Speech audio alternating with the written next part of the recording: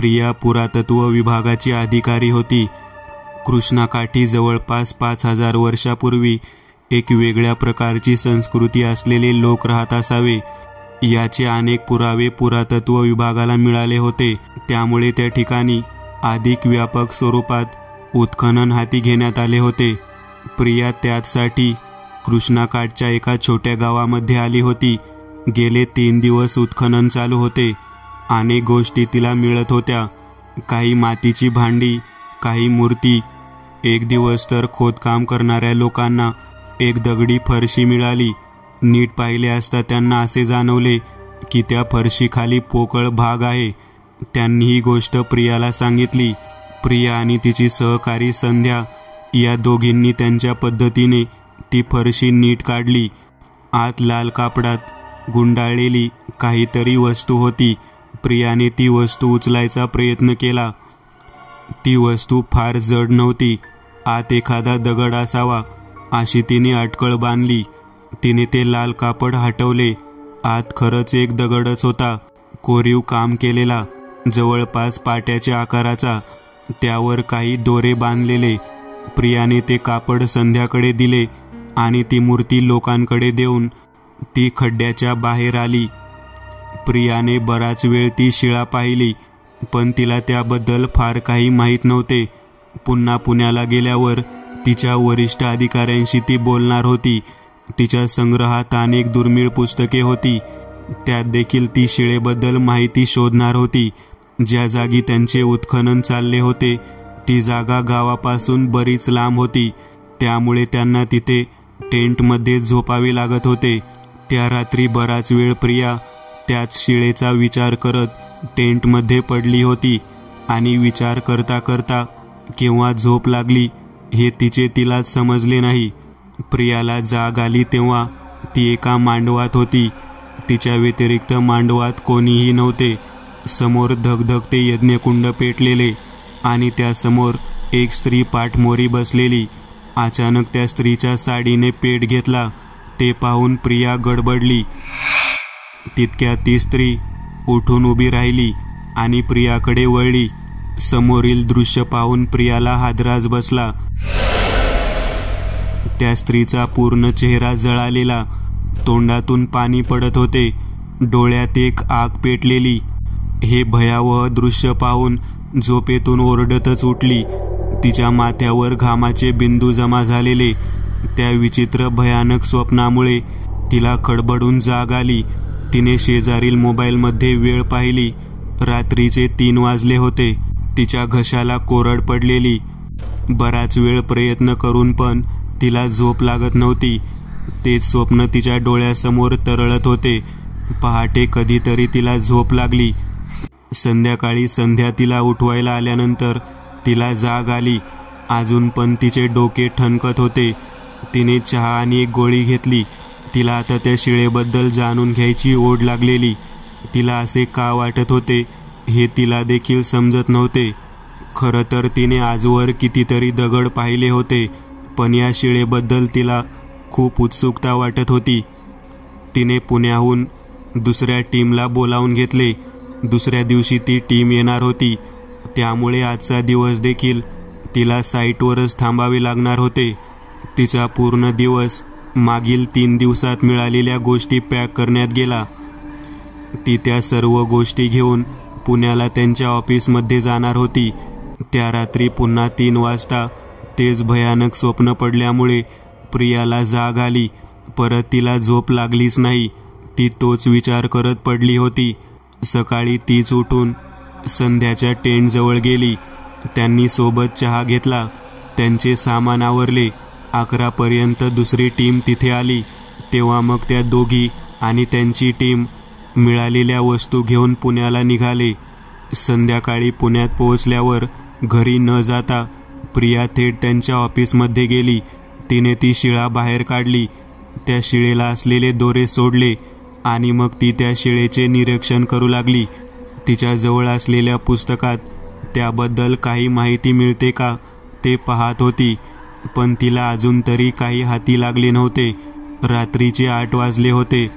तेव्हा तिचे वरिष्ठ सानप तिथे आले. ते म्हणाले, काय प्रिया, समजले का काही त्या शिळेबद्दल? प्रिया त्रासून म्हणाली. अजून तरी मला काही समजत नाहीये.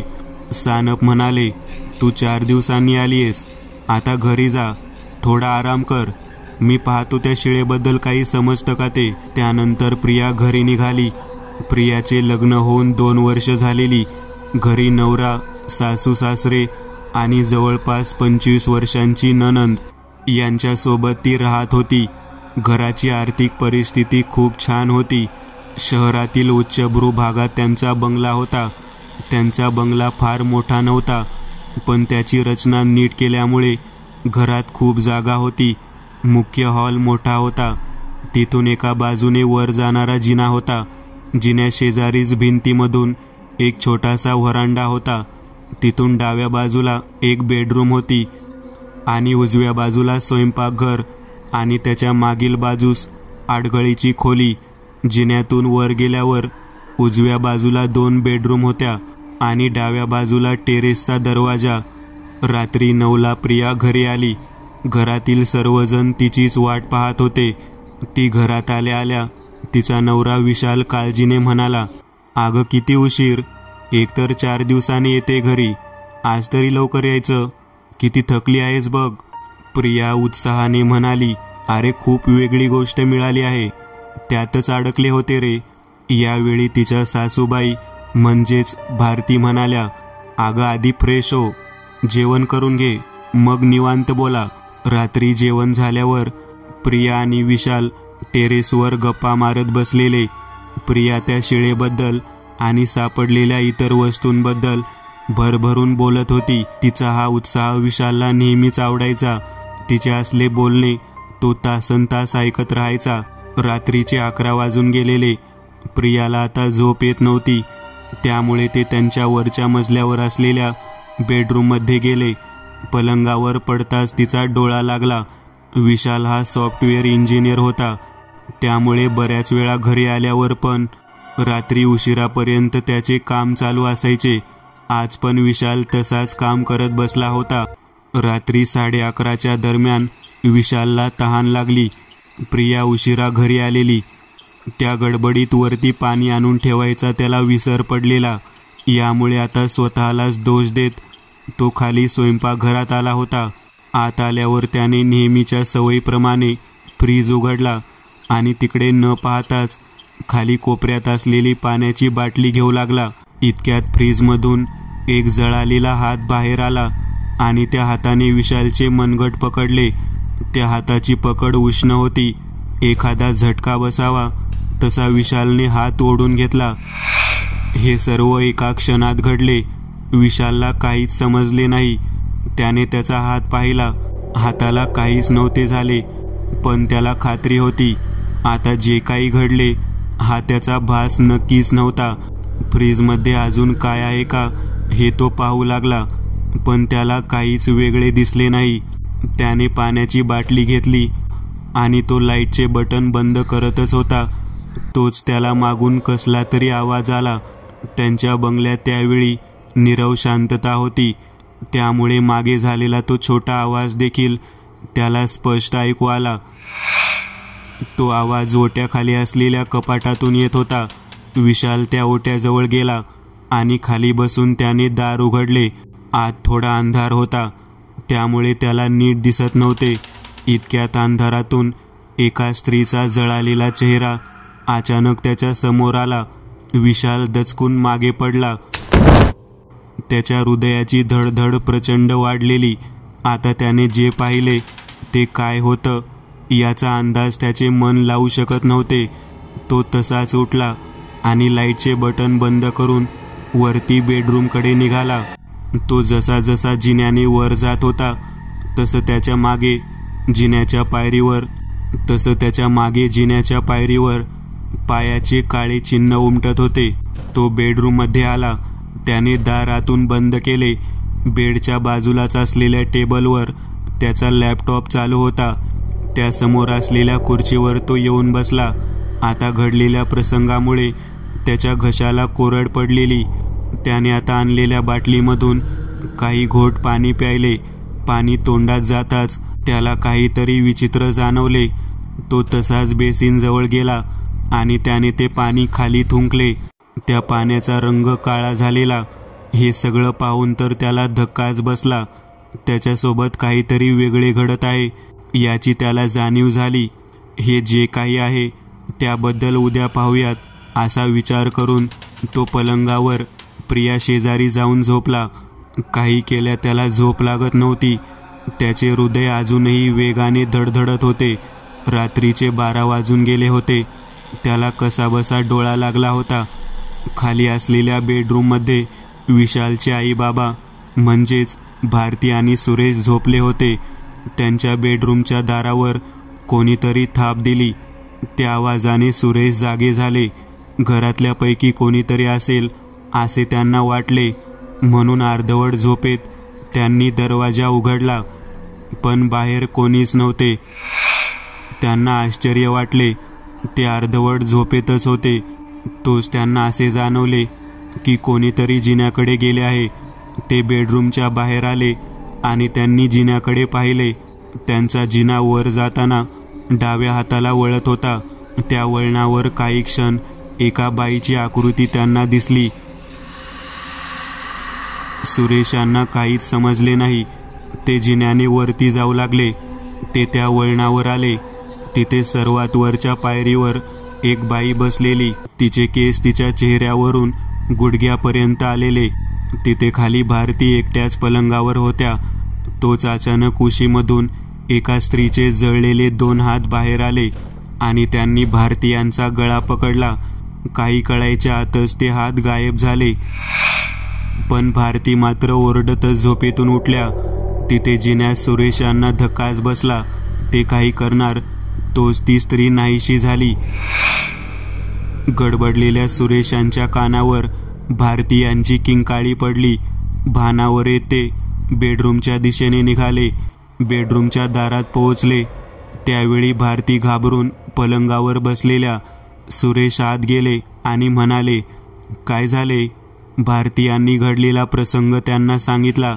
सुरेश म्हणाले, अगं तुला भास झाला असेल, झोपेत होता असं कधी कधी. त्यांनी मुद्दाम त्यांच्यासोबत घडलेला प्रकार भारती यांना सांगितला नाही, कारण त्या आधीच घाबरल्या होत्या. त्यांनी दार लावून घेतले आणि पुन्हा ते दोघे झोपी गेले. तिथे विशालला कसल्या तरी घाण वासामुळे जाग आली.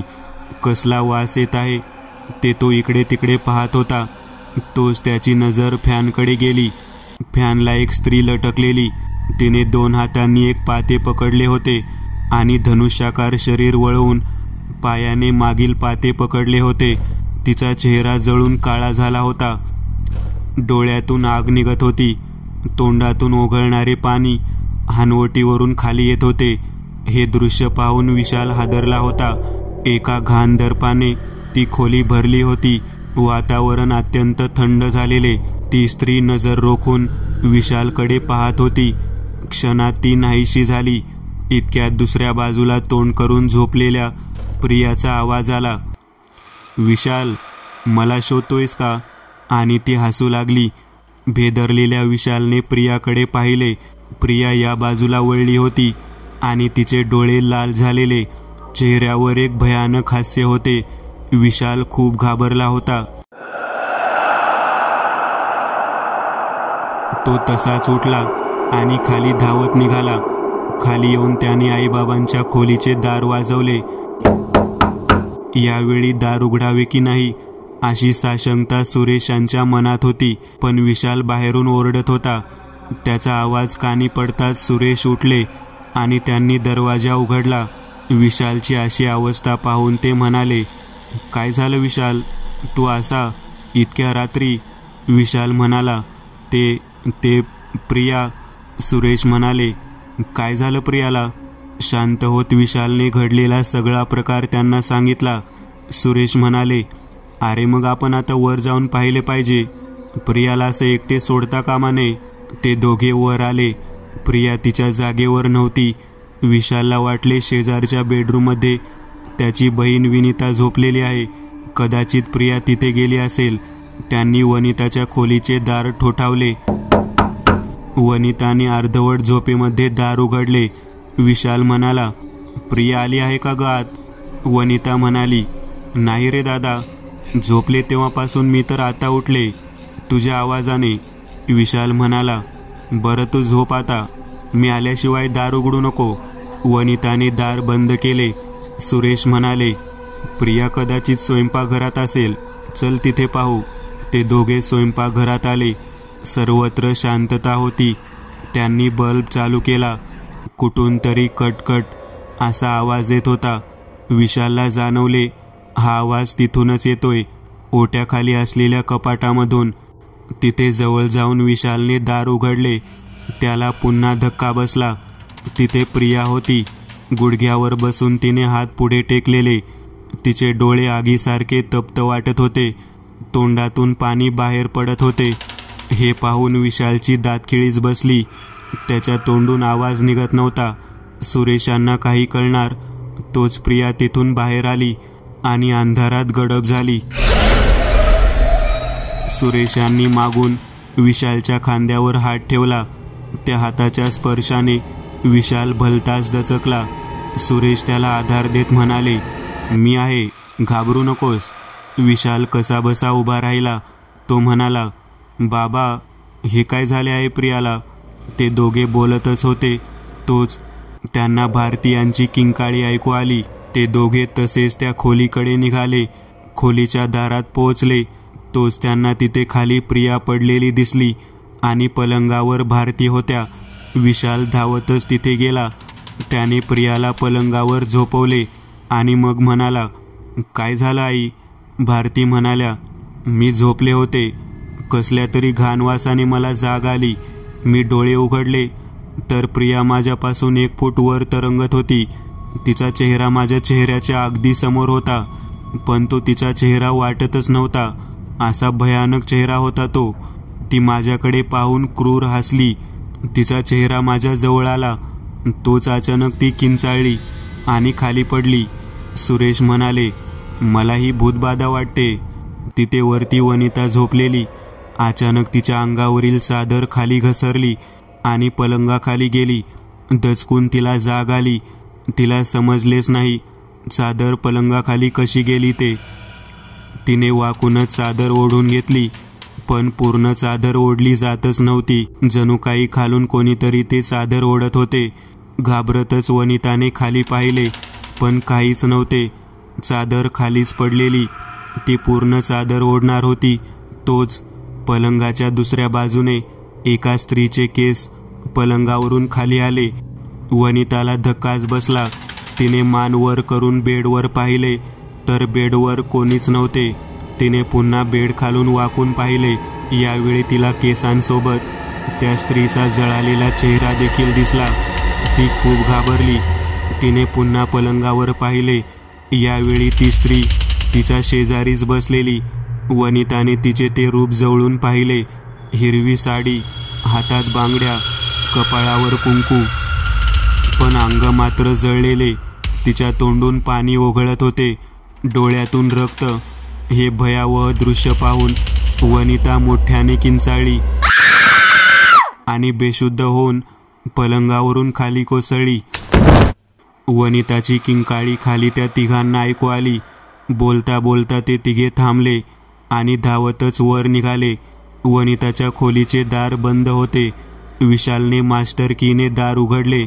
आत वनिता बेशुद्ध पडलेली. विशालने उचलून तिला पलंगावर झोपवले. भारती यांनी तिच्या चेहऱ्यावर पाणी शिंपडले. ती थोडीशी शुद्धीत आली होती. वनिता म्हणाली, आई, ती बाई. तिच्या चेहऱ्यावर असलेले भय सर्वांना समजत होते. जे त्यांनी पाहिले तेच वनिताने देखील पाहिले असेल हे त्यांना समजले. इतक्यात विशालच्या डोक्यात प्रियाचा विचार आला. ती खाली एकटीच होती. विशाल म्हणाला, आई बाबा, तुम्ही दोघे इथेच थांबा, मी खाली जातो प्रियाजवळ. विशाल खाली आला. त्याने खोलीमध्ये डोकावून पाहिले. प्रिया पलंगावरच होती, पण ती उठून बसलेली. तिने डावा पाय मुडपून गादीवर ठेवलेला आणि उजवा गुडघा वर करून त्यावर हात ठेवून बसलेली. तिचे केस पूर्ण चेहऱ्यावर आलेले. ती हसतच म्हणाली, आलास विशाल, मला एकटीला सोडून गेलास ना? आणि ती भेसूर हसू लागली. तिचा पलंग जोरात हालू लागला. विशाल तिच्या जवळ गेला. इतक्यात तिने मान वर केली. तिचे रूप पाहून विशाल मागेच हटला. प्रियाच्या कपाळावर कुंकवाचा मोठा टिळा होता. ती काहीतरी चघळत होती. तोंडातून पडणारी लाळ खाली ओघळत होती. तिचे डोळे लाल भडक झालेले. ती विशालकडेच पाहत होती. विशालची अवस्था तर अशी होती की तो पुढेही जाऊ शकत नव्हता आणि तिथून पळूनही जाऊ शकत नव्हता. तरी देखील त्याने त्यावेळी खोलीच्या बाहेर पडायचा निर्णय घेतला. तो बाहेर जाऊ लागला. तोच इतका वेळ पलंगावर असणारी प्रिया त्याच्या समोर उभी होती. ती म्हणाली, मला असं सोडून पळत आहेस? आणि हसू लागली. विशाल म्हणाला, तू इथे कशी? प्रिया म्हणाली, तुझा जीव घ्यायला. आणि मग प्रियाने विशालची मान पकडली. एका हातानेच ती त्याची मान पिरगाळत होती. विशालचा श्वास अडकू लागलेला. त्याच्या डोळ्यासमोर अंधारी येत होती. तोच अचानक प्रियाची पकड ढिली झाली. विशाल खाली कोसळला. प्रियाच्या मागे भारती उभ्या होत्या आणि त्यांनी मागून प्रियाच्या कपाळावर एक चांदीचा ताईत ठेवला होता. प्रिया देखील खाली कोसळली होती. त्यांनी स्वयंपाकघरातून पाण्याचा तांब्या भरून आणला आणि विशालच्या तोंडावर ओतला. विशाल खडबडून शुद्धीत आला. भारती म्हणाल्या, प्रियाला अशीच झोपू दे. तू तिला पलंगावर ठेव आणि हा ताईत घे. रात्रभर तिच्या डोक्यावर ठेव. इतक्यात सुरेश आणि वनिता तिथे आले. सुरेश म्हणाले, काय झालं इथे? भारती यांनी घडलेला सगळा प्रकार त्यांना सांगितला. यावर विशाल म्हणाला, पण आई, हा ताईत कसला आहे आणि त्यामुळे प्रिया कशी शांत झाली? भारती म्हणाल्या, मगाशी जेव्हा प्रिया माझ्यावर तरंगत होती तेव्हा तिने माझा जीव घेण्यासाठी माझी मान पकडायचा प्रयत्न केला, पण त्यावेळी तिचा हात या ताईतला लागला. त्यावेळी तिच्या अंगात असलेल्या वाईट शक्तीने तिचे शरीर सोडून दिले आणि प्रिया बेशुद्ध पडली. तेव्हाच माझ्या लक्षात आले की ज्या कारणासाठी माझ्या आईने हा ताईत मला दिलेला तो त्याचं काम चोख करतोय. विशाल म्हणाला, म्हणजे नक्की काय? भारती म्हणाल्या, या ताईतमध्ये आमच्या गावामधील भैरोबाचा अंगार आहे. ते मंदिर खूप पुरातन असून एक जागृत देवस्थान आहे. असे म्हणतात की दसऱ्याच्या दुसऱ्या दिवशी हा अंगारा आपोआप देवाच्या पायाजवळ जमा झालेला असतो. यावर सुरेश म्हणाले, ते ठीक आहे, पण आपल्याला काहीतरी करावे लागेल आता, कारण त्या वाईट शक्तीचा आपण सर्वांनीच अनुभव घेतला आहे. यावर भारती म्हणाल्या, आपण आजची रात्र काढूयात इथेच एकत्र थांबून. मग उद्या सकाळी मी एकदंत यांना फोन करते. विशाल म्हणाला, पण एकदंत कोण? भारती म्हणाल्या, आमच्या महिला मंडळाच्या काही कार्यक्रमात अनैसर्गिक गोष्टींवर ते व्याख्यान द्यायला आले होते. तेव्हा माझी त्यांच्यासोबत ओळख झालेली. ते आपली यात नक्की मदत करतील. पहाटेचे 5 वाजलेले. भारती यांनी एकदंत यांना फोन केला. एकदंत नुकतेच उठून बाहेर बागेत आलेले. भारती यांनी घडलेला प्रकार एकदंत यांना समजावला. सकाळी 7 वाजता एकदंत त्यांच्या घरी आले देखील. भारती दारातच उभ्या होत्या. एकदंत म्हणाले, कुठे आहे प्रिया? मला घाईघाईमध्ये यावे लागले कारण प्रकरण खूप गंभीर आहे. भारती त्यांना आत प्रिया झोपली होती तिथे घेऊन आल्या. प्रियाचा चेहरा निस्तेज झालेला, केस विस्कटलेले. तिच्या शेजारी विशाल तोच ताईत तिच्या डोक्याला लावून बसला होता. एकदंत यांनी प्रियाच्या कपाळाला हात लावला आणि मग म्हणाले, 3 दिवस झाले तिचे डोके अशांत आहे. भारती म्हणाल्या, पण ती तर कालच आली आहे. 4 दिवस ती बाहेरच होती. आली तेव्हा देखील खूप व्यवस्थित होती. रात्री अचानकच हा प्रकार घडला. एकदंत म्हणाले, तिने काही सोबत आणले आहे का? विशाल म्हणाला, नाही, तिने काहीच आणले नाही.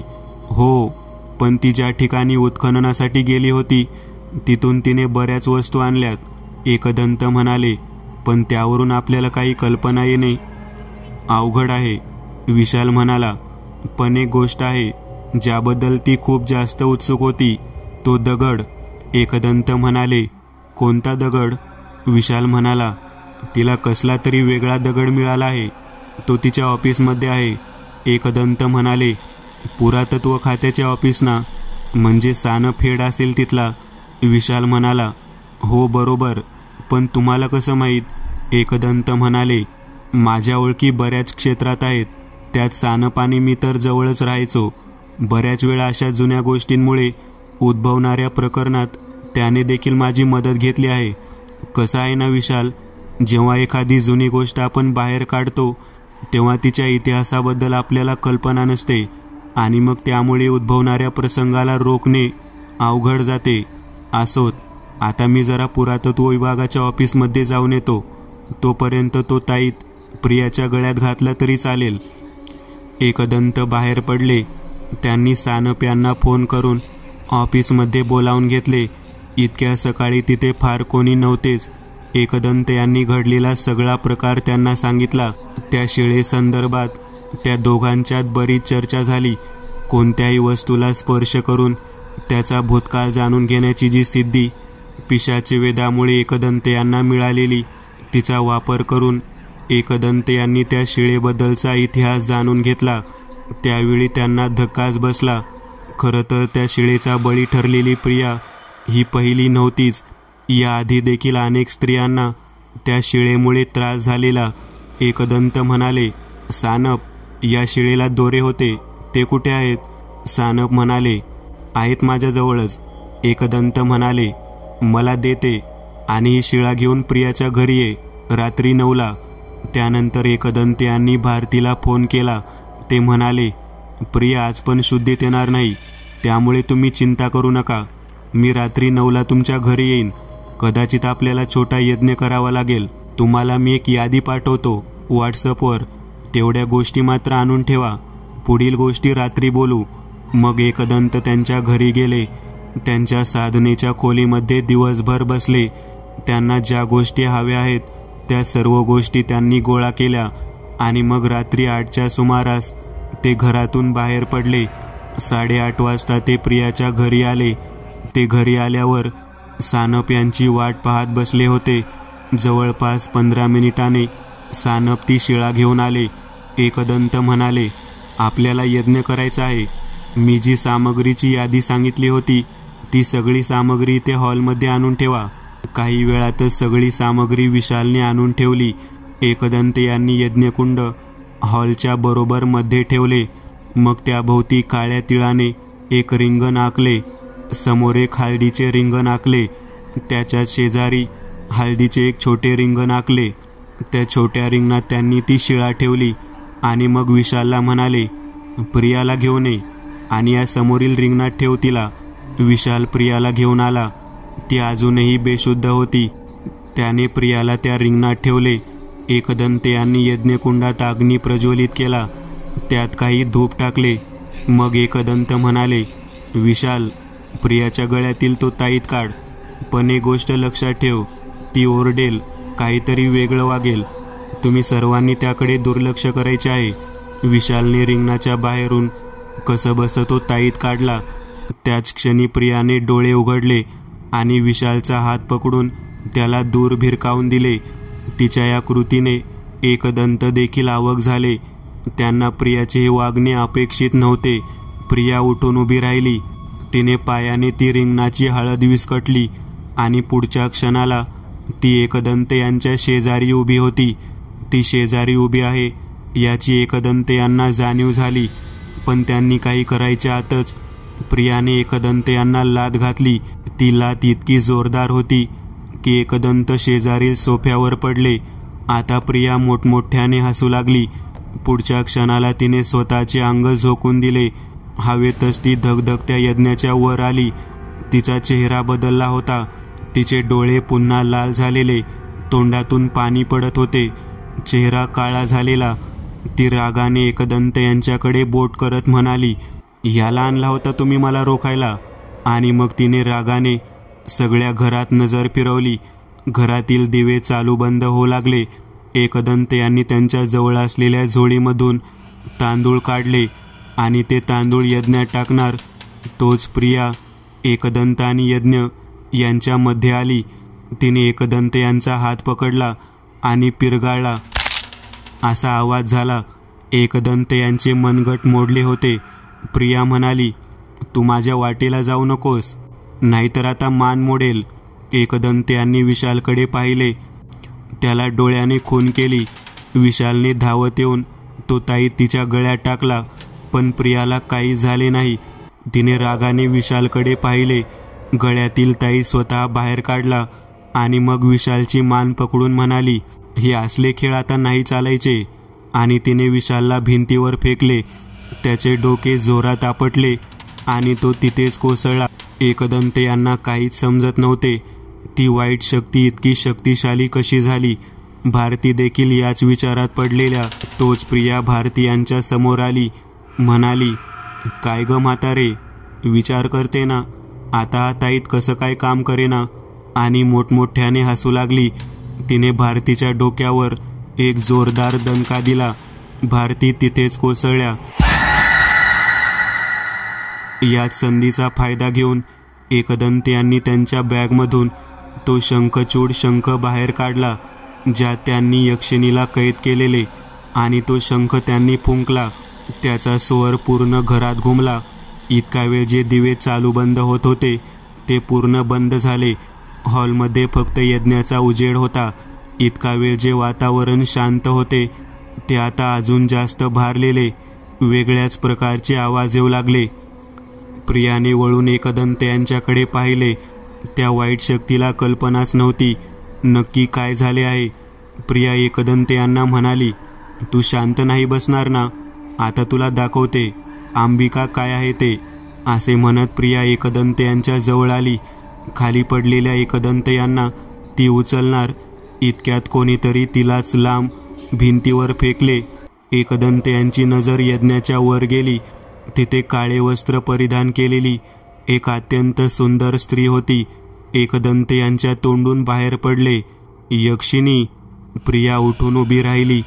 त्या शक्तीला आता कुठे जाणीव झाली. तिचा सामना आता यक्षिणी सोबत आहे.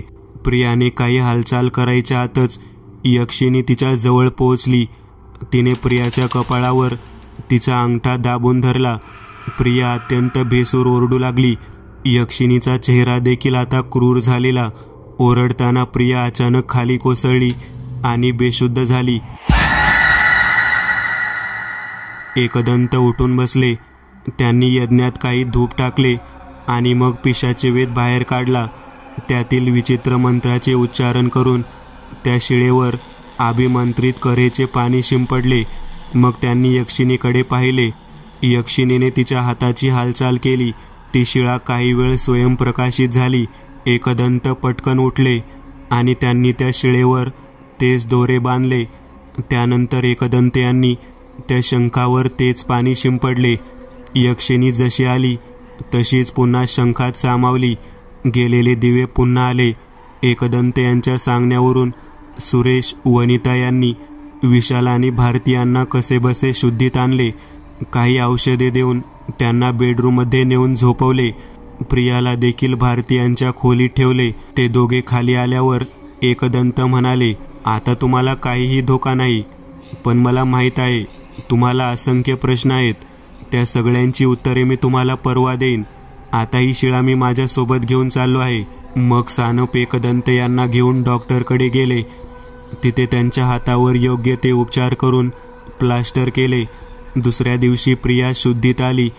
तिचे सर्व अंग ठणकत होते, पण तिला काहीच आठवत नव्हते.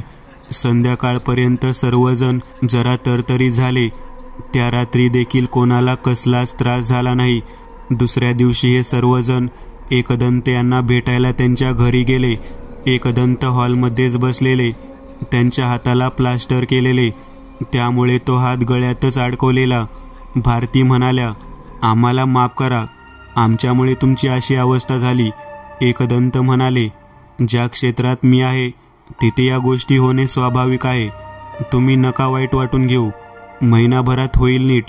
सुरेश म्हणाले, पण आमच्यामुळे तुम्हाला इतका त्रास होतोय याचीच रुखरुख वाटते. एकदंत हसत म्हणाले, खरं तर काल माझा फायदा झाला आहे, त्यामुळे तुम्ही काही वाटून घेऊ नका. तुमचा फायदा? तो कसा काय? सांगतो सगळं. आधी बसा तुम्ही नीट सगळे. केशवने सर्वांना चहा दिला. एकदंत म्हणाले, ज्या वाईट शक्तीमुळे तुम्हाला त्रास झाला ती एक सती होती. सती म्हणजे पतीचा मृत्यू झाल्यावर त्याच्या प्रेतासोबत चितेवर सहगमन करणारी स्त्री. भारतात सतीप्रथा अगदी जुन्या काळापासून सुरू होती. घरातील इतकंच काय, पद्मपुराणात देखील त्याचा उल्लेख आहे. काही वेळा स्त्रिया त्यांच्या मर्जीने सती जात होत्या, तर काही वेळा त्यांना जबरदस्ती सती जायला सांगितले जात. ज्या सतीच्या आत्म्यासोबत आपला सामना झाला तिचे नाव अंबिका होते. मग एकदंत यांनी कथा सांगायला सुरुवात केली. जवळपास 1500चा काळ. अंबिकाचा नवरा तिच्यापेक्षा वयाने खूप मोठा होता. त्याच्यासोबत तिच्या आईवडिलांनी जबरदस्ती तिचे लग्न लावले होते. पण तिचे वय 30च्या आसपास असतानाच तिच्या पतीचे आजाराने निधन झाले. तेव्हा मग त्या नवऱ्याच्या घरच्यांनी तिला जबरदस्ती सती जायला सांगितले, कारण त्यानंतर तिची जबाबदारी घेणारे कोणी नव्हते. तिला काही पर्यायच राहू नये अशी व्यवस्था करण्यात आली. तिला सतीची हिरवी वस्त्र नेसवून तिचा मळवट भरण्यात आला आणि मग तिच्या तोंडात भरपूर पाणी ओतून तिला चितेवर नवऱ्याच्या मृत शरीरासोबत बसवण्यात आले आणि त्या चितेला अग्नी देण्यात आला. चिता जळताना ती थोडी पण ओरडली नाही. जिथे तिला जाळण्यात आले तिथे त्या काळाच्या परंपरेनुसार सती शिळा बसवण्यात आली. त्या चितेची राख त्या दगडात खोबण करून भरण्यात आली आणि मग चुन्याने त्या खोबणीत दुसरा दगड बसवून ती खोबणी बंद करण्यात आली. पण अशा प्रकारे मृत्यू आल्याने तिचा आत्मा मुक्त होऊ शकला नाही, पण तिची शक्ती त्या शिळेसोबत जोडली गेली. त्यानंतर तिच्या नवऱ्याच्या घरातील काही लोकांचा विचित्रपणे मृत्यू झाला. तेव्हा मग घरातल्या लोकांनी तांत्रिकाची मदत घेतली. त्यावेळी त्यांना समजले की अंबिकाचा आत्मा अतृप्त आहे आणि प्रचंड क्रोधित असल्यामुळे तीच हे सगळं करत आहे. मग अनेक तांत्रिक त्यावेळी एकत्र आले. त्यांनी यज्ञ करून अंबिकाच्या आत्म्याला त्या शिळेसोबत बांधले ज्यात तिची खरी शक्ती होती आणि त्यावर उच्च तांत्रिक साधनेने अभिमंत्रित केलेले ते धागे बांधले. तेव्हा मग अंबिकाचा आत्मा त्या शिळेपासून मुक्त होऊ शकत नव्हता. त्यानंतर कोणालाच अंबिकाचा त्रास झाला नाही. आता इतके बोलून एकदंत थांबले. विशाल म्हणाला, म्हणजे प्रियाने ते धागे सोडले म्हणून ती प्रियाच्या मागे आली का? एकदंत म्हणाले, जेव्हा प्रियाने त्या शिळेला स्पर्श केला तेव्हाच ती प्रियासोबत जोडली होती, पण तिची ताकद बंदिस्त असल्याने काही करू शकत नव्हती. पण जेव्हा प्रियाने ते दोरे सोडले तेव्हा ती खऱ्या अर्थाने मोकळी झाली. मग ती तिच्या मागे तुमच्या घरी आली. रात्र झाली तशी तिची ताकद वाढली आणि मग तिने तुम्हाला त्रास द्यायला सुरुवात केली. भारती म्हणाल्या, आधी तो ताईत तिला रोखू शकत होता, पण नंतर त्या ताईताचा काहीच उपयोग झाला नाही. हे असे कशामुळे झाले? एकदंत म्हणाले, इथेच माझे पण अंदाज फसले. मला अंदाज होता मी त्या शक्तीला सहज रोखेल, पण जेव्हा घरात ती शिळा आली तेव्हा त्या वाईट शक्तीचा स्रोतच तिच्या जवळ होता. त्यामुळे तिची ताकद प्रचंड वाढलेली आणि मुळात ती साधी आत्मा नव्हतीच. स्त्री हे आदिशक्तीचे रूप असते. जेव्हा एखादी स्त्री अशा प्रकारे सती जाते आणि तिचा आत्मा मुक्त होत नाही तेव्हा आदिशक्तीच्या काही शक्ती वाईट स्वरूपात तिला मिळतात आणि त्या शक्तींचा स्रोत जर का जवळ असेल तर तिला रोखणे सामान्य माणसाच्या शक्तीपलीकडचे असते. त्यामुळे मी तिचा सामना करूच शकत नव्हतो. पण हे त्यावेळी माझ्या लक्षात आले नाही. पण मला मिळालेल्या त्या शंखात भीषण यक्षिणी कैद होती. गेले अनेक दिवस त्या यक्षिणीने माझ्या आज्ञा ऐकाव्या म्हणून मी प्रयत्न करत होतो. मला कल्पना नव्हती जेव्हा ती शंखातून बाहेर पडेल तेव्हा काय होईल, पण शेवटी काहीच उपाय नव्हता म्हणून मी तो शंख फुंकला. पण चांगली गोष्ट म्हणजे ती यक्षिणी मला मदत करत होती. मुळातच भीषण यक्षिणी ही साधा प्रकार नाही. गंधर्वाच्या तोडीस तोड तिची शक्ती असते. भीषण यक्षिणीमध्ये तर प्रेत शक्ती असतात. त्यामुळेच त्या अंबिकाला यक्षिणीने सहज रोखले आणि मला याचाच आनंद आहे की त्या यक्षिणीने मला मदत केली. मग त्या अंबिकाला मी त्या शिळेमध्ये कैद केले.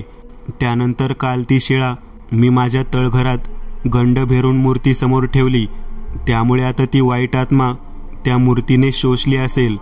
इतक्या सर्व विलक्षण गोष्टी ऐकून सर्वजण अचंबित झालेले. एकदंत यांना देखील कल्पना आलेली. प्रचंड शक्ती असलेल्या वाईट शक्ती कोणत्या थराला जाऊ शकतात हे प्रकरण त्यांच्या जीवावर बेतले होते. पण त्यातूनच त्यांना नवी ऊर्जा मिळाली होती. पण अजून एक प्रकरण त्यांनी सोडवले होते, मनोगत. सतीप्रथा हा आपल्या समाजाला लागलेला एक कलंक होती. न जाणे किती स्त्रिया विनाकारण या प्रथेच्या मुळे बळी गेल्या. त्या सर्व अनामिक स्त्रियांना भावपूर्ण वंदन. मित्रांनो, आज पुरतं एवढंच. तुम्हाला जर काही गोष्ट आवडली असेल तर नक्की लाईक करा. तुमच्यापैकी बरेचसे जण व्हिडिओ लाईक न करताच पळून जातात. पण हा जर व्हिडिओ तुम्ही लाईक केला तर मला जरा बरं वाटेल आणि असेच भारी भारी व्हिडिओ बनवायची माझ्यात एनर्जी येईल. त्यामुळे नक्की लाईक करा. आणि अजूनही कोणी या चॅनलला सबस्क्राईब केलेलं नसाल तर लगेच सबस्क्राईब करून टाका. आणि बाजूची घंटी ती मात्र दाबायला विसरू नका. देवाची घंटी आहे ती. चला तर मग पुन्हा भेटूया अशीच एक आगळी वेगळी गोष्ट घेऊन पुढच्या